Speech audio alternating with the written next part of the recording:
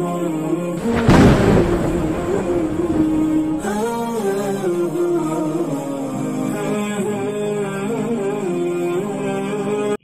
अमल लाख रुपए में भी मिले तो मुफ्त है।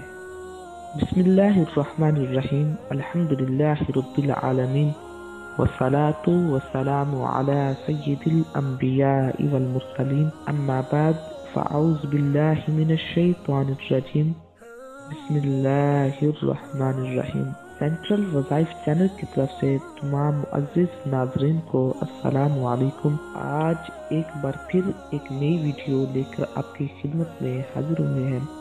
ये वीडियो उन लोगों के लिए है जो खजाना गैब से रोज़ी पाना चाहते हैं।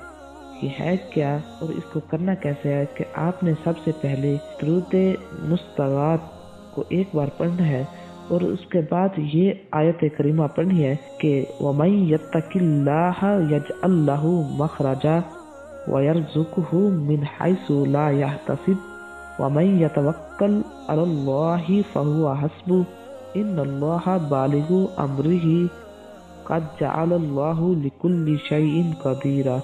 1000 मरतबा पढ़ना है, फिर एक बार फिर दुरूद मुस्तग़ास पढ़ना है, यानी अव्वल आखिर एक मरतबा दुरूद मुस्तग़ास पढ़ना है। तो इसी तरह 40 दिन तक इसको जारी रखना है और हर रोज़ वक्त मुकर्रर पर पढ़ना है। चाहे वो आप सुबह के वक्त कोई वक्त मुकर्रर कर लें या शाम के वक्त या बाद इशा करें तो ये बेहतर है। तो इंशाअल्लाह अज़्ज़ा वजल इसका असर 5वें या 6ठे दिन ही जाहिर होगा कि गैब से एक चीज पहुंचेगी, मगर लाने वाले से किसी किस्म की मुज़ाहमत न करे कि तुम कौन हो, ये क्या चीज है।